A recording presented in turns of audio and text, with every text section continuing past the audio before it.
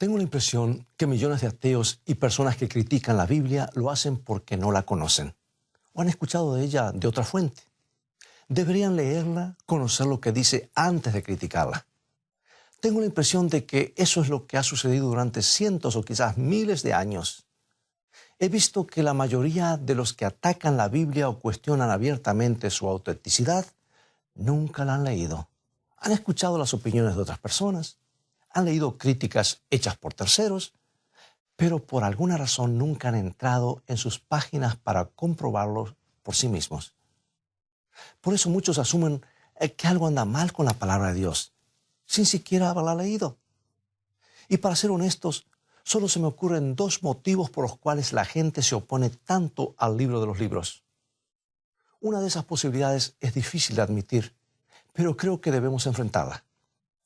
Una de las razones por las que las personas se oponen a la Biblia es porque los que se llaman cristianos no han sido un buen ejemplo del poder transformador que la Biblia puede tener en nuestras vidas. Es que la gente quiere ver una vida que ha sido cambiada por la palabra de Dios. Y quizás esa es una de las razones por las que muchos no tienen tiempo para leer la Biblia. No se motivan porque no conocen a nadie cuya vida haya sido transformada. Se relacionan todos los días con profesos cristianos que son tan materialistas, tan egoístas y digamos tan malos como ellos mismos. Y no ven razones para indagar en la fe cristiana. Mantente en sintonía.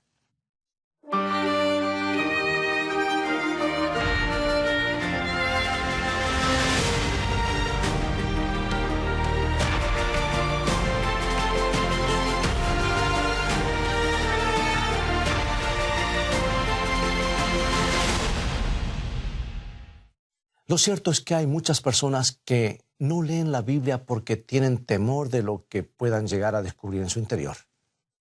Hace poco me encontraba en un hotel en los Estados Unidos. Como suelo hacer, abrí el cajón de la mesita de luz para ver si había una copia de la Biblia. Claro que sí, allí estaba. Pero cuando saqué la Biblia del cajón, hice un descubrimiento muy interesante. Alguien había escrito en el borde inferior de la tapa el gran libro de las mentiras. Por favor, pensé, ¿quién puede haber hecho esto? Entonces abrí la tapa de la Biblia y descubrí la identidad del autor. En la contratapa suele estar el logo de una sociedad de los Gedeones. Ustedes conocen el logo, es una lámpara de aceite en el interior de un gran círculo. El vándalo que había escrito en la tapa de la Biblia también había dejado su marca en el interior. Había convertido el círculo en un pentagrama, y tú sabes de qué se trata. Y había escrito algunas frases paganas. Sé positivamente que el comportamiento irresponsable de la persona que vandalizó aquella Biblia no representa a todos los practicantes de la Wicca u otras religiones paganas, porque la mayoría de ellos no le harían daño a la propiedad de otra persona. Pero al ver cómo había quedado esa Biblia, me pregunté, ¿qué le pasa a esta persona que tiene la necesidad de agredir al libro de esta manera?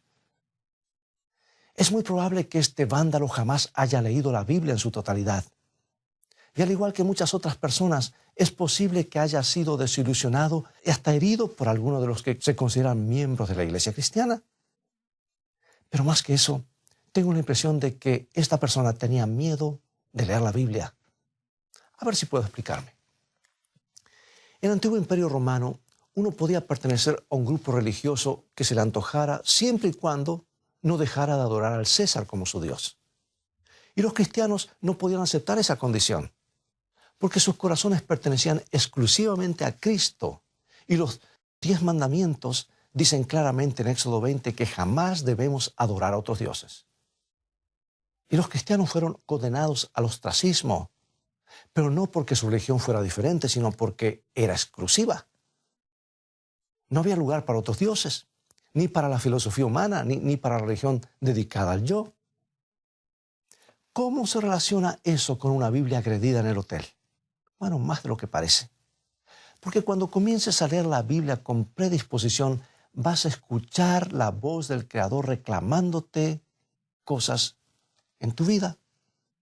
Y hay personas que no quieren escucharlo. Prefieren ignorar lo que Dios tiene para decirles y que todo siga corriendo a su manera. Tienen miedo de lo que tendrían que hacer si tomaran la Biblia con seriedad. Es como algunas visitas al médico. También es algo que muchos no quieren hacer hasta que el problema llegue a ser tan grave que no les queda otra opción. ¿Por qué es eso? Porque muchos no quieren admitir que tienen un problema y que no lo pueden resolver por sí mismos. Pensamos que es una demostración de debilidad y tenemos miedo de lo que pueda suceder cuando finalmente pongamos un pie en el consultorio. Lo cierto es que la Biblia se encarga de señalar lo que está mal en nuestras vidas. Y lamentablemente muchos no quieren escucharlo. Pero es como si pretendiéramos ignorar un bulto que nos aparece bajo la piel con la esperanza que desapareciera solo. Pero finalmente desarrollamos un cáncer y necesitamos la ayuda del médico. Escucha lo que dice la Biblia en el famoso pasaje que se encuentra en el libro de Isaías, capítulo 53, versículo 6. Nos dice así: todos nosotros nos descarriamos como ovejas, cada cual se apartó por su camino, mas Jehová cargó en él el pecado de todos nosotros. Este es posiblemente uno de los pasajes más hermosos y a la vez uno de los más difíciles de toda la Biblia. En primer lugar, nos dice que tenemos un problema muy serio. Todos nos hemos apartado de Dios y somos como ovejas que andan sin pastor. Bueno, esto es algo que a la mayoría nos cuesta admitir, aunque todos sabemos que es verdad. Nuestros corazones pecaminosos y egoístas están en oposición a Dios. Preferiríamos que nos dejara solos para poder hacer las cosas a nuestra manera. Y eso es lo que queremos. Dios no va a forzar. Si eso es lo que queremos, Dios no nos va a forzar a entrar al reino de los cielos. No va a llevar a alguien allí en contra de su voluntad. Es por eso que a través de toda la Biblia encontramos que si la gente quiere darle las espaldas a Dios, Él la dejará ir muy a su pesar, pero no sin tratar de advertirle sobre la necesidad de hacer un cambio y la necedad de hacer esa decisión. Hay caminos que al hombre le parecen derechos, pero su fin es camino de muerte, dice la Escritura. Este libro que leemos cada semana en este programa y que lo puedes ver también en los devocionales diarios, una mejor manera de vivir, es una advertencia de Dios para decirte que tienes la libertad de volverte contra Él. Pero cuando lo hagas, estarás siguiendo un camino del que te arrepentirás y tal vez pueda ser demasiado tarde. Y esta es la parte difícil del capítulo 53 de Isaías. Todos somos como ovejas que se han descarriado. Entonces, la parte que le molesta al diablo, donde dice que Jehová cargó en él el pecado de todos nosotros, esa parte le molesta. Es una frase corta, pero pone las bases de uno de los conceptos más profundos del universo. Porque no podías salvarte a ti mismo, porque tu corazón y tu mente están irremediablemente contaminadas con el orgullo del pecado. Estás como oveja descarriada sin saber qué rumbo tomar. Es por eso que Dios envió a su Hijo para ocupar tu lugar y mostrarte el camino. Todos tus pecados, todas tus rebeliones contra Dios fueron depositadas sobre Jesús. Y gracias al don del propio Hijo de Dios, puedes tener los registros limpios por la fe. Y puedes saber que el deseo más íntimo de Dios es tenerte consigo en el reino de los cielos. Este es un mensaje que las fuerzas de las tinieblas no quieren escuchar y no quieren que tú escuches. Y tampoco quieren que escuches lo que Jesús te dijo, porque la cruz de Cristo es prueba positiva de que Dios es absolutamente tal como nos ha dicho que es. Déjame preguntarte, ¿quién podría pararse al pie de la cruz y pensar, aunque fuera un solo momento, que Dios no es amor? ¿Quién puede estar ante la cruz y sostener que Dios no se preocupa por nosotros? ¿Quién puede estar bajo la sombra del Calvario y decir que Dios es una suerte de dictador arbitrario que se deleita en sojuzgar a sus criaturas? Lo cierto es que la cruz de Cristo dejó al diablo sin argumentos contra Dios. Es esa misma cruz la que trata de esconder cuando convence a alguien de que la Biblia no es necesaria. Presta atención a este increíble pasaje que está en el último libro de la Biblia, Apocalipsis 12, 10 al 12. Nos dice así. Entonces oí una gran voz del cielo que decía, ahora ha venido la salvación, el poder y el reino de nuestro Dios y la autoridad de su Cristo, porque ha sido lanzado fuera el acusador de nuestros hermanos, el que los acusaba delante de nuestro Dios día y noche. Y ellos le han vencido por medio de la sangre del Cordero y de la palabra del testimonio de ellos, y menospreciaron sus vidas hasta la muerte. Por lo cual, alegraos, cielos, y los que moráis en ellos. Ay de los moradores de la tierra y del mar, porque el diablo ha descendido a vosotros con gran ira, sabiendo que tiene poco tiempo.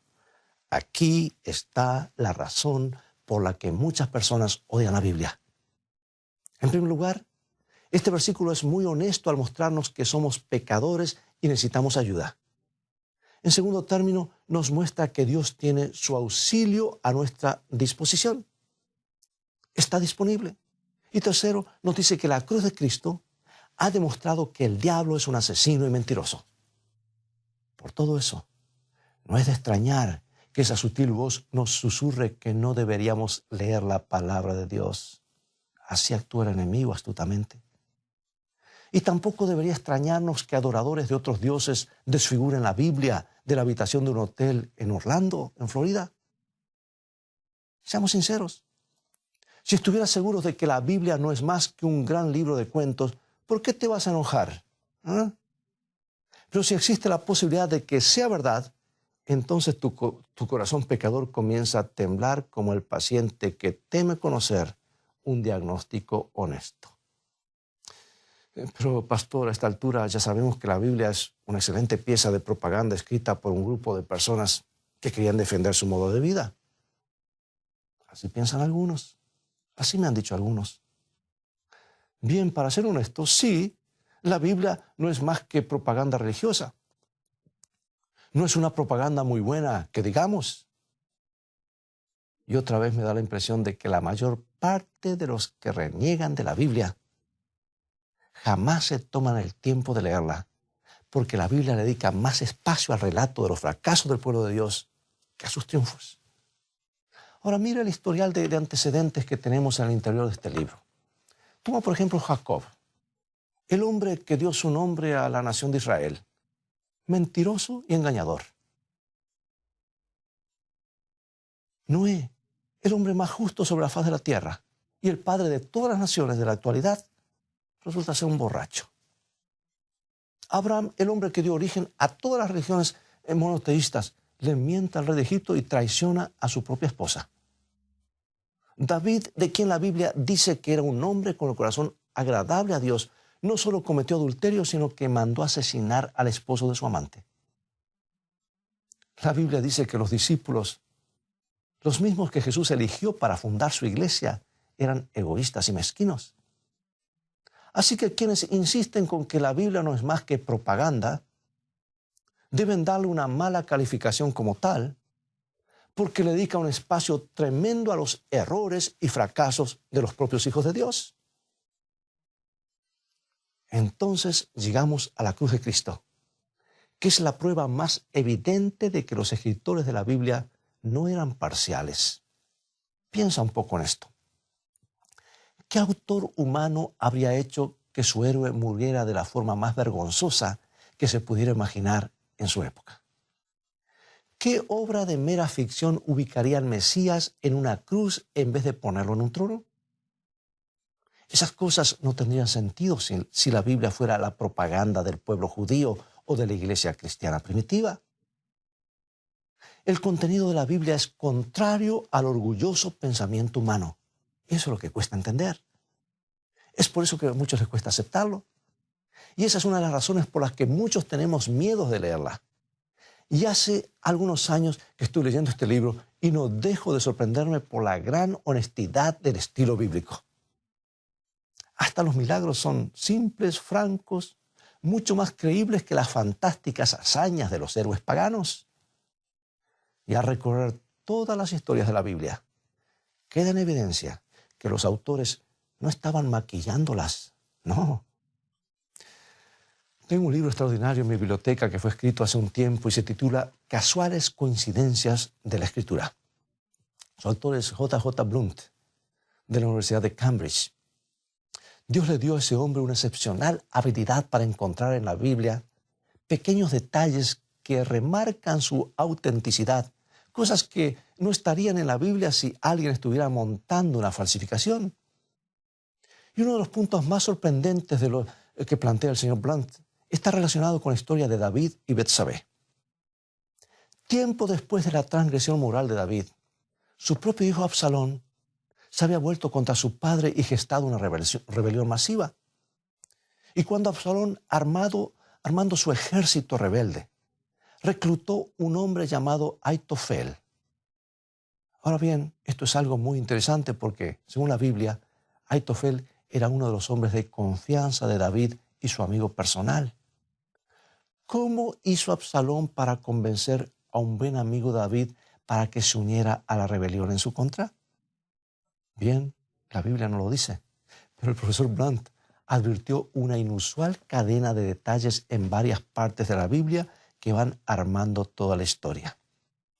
Lo sorprendente es que Blunt fue descubriendo todos esos detalles en hechos incidentales que se mencionan en otras partes de la Biblia. Ninguno de los autores bíblicos se propuso narrarnos la historia de la deserción de Aitofel del entorno de David. Pero igualmente, al sumar los detalles, obtenemos un panorama notable. Escucha esto. En el libro 2 de Samuel, capítulo 23, tenemos una lista de los guardias personales de David. Uno de ellos era Urías el Eteo, el hombre que David hizo asesinar. Otro era Eliam, el hijo de Aitofel, lo que nos da la pauta de que Aitofel era amigo o por lo menos conocido del hombre al que David le robó la esposa. Pero el asunto se vuelve más personal aún, porque en 2 Samuel 11 leemos que Betsabé, la mujer que David tomó para sí y esposa del soldado asesinado, era la hija de Eliam. Por lo tanto, era la nieta de Aitofel. Y el hombre asesinado era parte de la familia de Aitofel. Y por generaciones, los lectores de la Biblia se han preguntado por qué uno de los mejores amigos de David pudo rebelarse contra él. No tenía sentido. Pero el profesor Blunt descubrió la verdad, sepultada bajo una serie de detalles eventuales en el registro bíblico. Aitofel se apartó de David por venganza por lo que David le había hecho a su familia. Si te acuerdas de los detalles de la historia, recordarás que sobre el final de la rebelión, Aitofel le sugirió a Absalón que robara las esposas de su padre. Y los autores de la Biblia no mencionan sus razones para rebelarse contra el trono de David, pero los detalles coinciden. Y eso sucede tan a menudo que nos da la pauta de que ningún ser humano pudo haber fraguado este libro intencionalmente. Lo cierto es que la Biblia toda está rodeada por esta aura de honestidad. Los detalles coinciden y los diferentes libros se confirman mutuamente sin habérselo propuesto. Hace algunos años estuve en Brasil. Como cambio, alguien me dio una cantidad de dinero falso. Al principio no lo noté porque estaba disimulado entre los billetes genuinos. Pero más tarde, cuando saqué uno de los billetes falsos de mi billetera, me di cuenta de que había algo raro. No tenía el aspecto de los reales. ¿Sabes algo? Cuando leo muchos de los libros que están en las librerías y en las bibliotecas, tengo la misma sensación. Algo les falta. Pero no tengo ese sentimiento cuando leo la Biblia. Por el contrario, cuando más leo este libro, más me convenzo de que me dice la verdad y me cuenta los dos lados del asunto. Un buen amigo solía decirme que puedes distinguir la verdad porque es como un copo de nieve. Cuanto más te acercas, más perfecto se ve. Si miras un copo de nieve a través de un microscopio, verás que es aún más hermoso. Pero las fabricaciones humanas, por hermosas que parezcan, nunca se ven bien bajo el microscopio. Solo se ven fallas e imperfecciones. Las palabras de la Biblia han estado bajo examen estricto durante siglos. Y hasta el momento nadie ha podido derribarla ni destruir la fe cristiana, porque la Biblia es como un copo de nieve. Cuanto más de cerca la miras, más obvio resulta que fue Dios mismo que la diseñó. El asunto no es la imperfección de la Biblia, sino la imperfección del corazón humano. El problema somos nosotros, no es la Biblia. En realidad los seres humanos somos pecadores y estamos en problemas y no nos gusta admitirlo. Pero un par de muletas no nos servirán de nada, y eso da el título al programa de hoy. ¿Es mejor sin muletas? El problema es demasiado serio como para remediarlo con muletas, y Dios no desea que te pases rengueando la vida entera. La vida, mejor dicho, la Biblia te propone algo mucho mejor que un par de muletas, te propone una vida mejor. Escucha lo que dice 2 Corintios 5:17. Y lo quiero repetir de memoria, y tú tal vez lo conoces de memoria, repítelo conmigo. De modo que si alguno está en Cristo, nueva criatura es. Las cosas viejas pasaron. Aquí todas son hechas nuevas.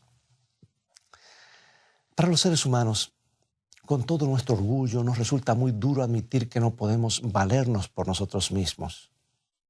No queremos saber que estamos en problemas, pero en lo profundo del corazón sabemos que es así. Todos necesitamos desesperadamente de la ayuda divina. Y ahora, para concluir, permíteme que te haga una pregunta. Si eres de los que encuentras que la Biblia es desagradable, ¿qué es lo que te disgusta más de ella? ¿Has asumido el hecho de que necesitas la ayuda que Dios te ofrece? ¿Has leído lo que dice la Biblia o te basas en los dichos de otras personas? ¿Crees que la Biblia no es más que una muleta para los débiles? Es mucho mejor que eso. Es la mejor de las muletas, porque si te apoyas en lo que Dios te dice, nunca vas a renguear en tu andar por la vida. Puedo asegurarte que no vas a caminar, vas a correr. Es posible que no hayas abierto este libro por mucho tiempo y que no estés familiarizado con las promesas de Dios. ¿Por qué no consigues un ejemplar de la Biblia y lo lees? Sé que lo que encuentres en él te va a deleitar. Las más de las veces, cuando la gente lee la Biblia de tapa a tapa, la lee por completo y con honestidad, hace un descubrimiento notable. Este libro dice la verdad y Dios es real. ¿Por qué no tomamos un momento para orar juntos ahora? Amoroso Padre, nos anima a saber que nos amas lo suficiente como para ser completamente honesto con nosotros. Y nosotros también queremos ser honestos contigo. Necesitamos tu ayuda. Necesitamos lo que nos has dejado escrito en la Biblia.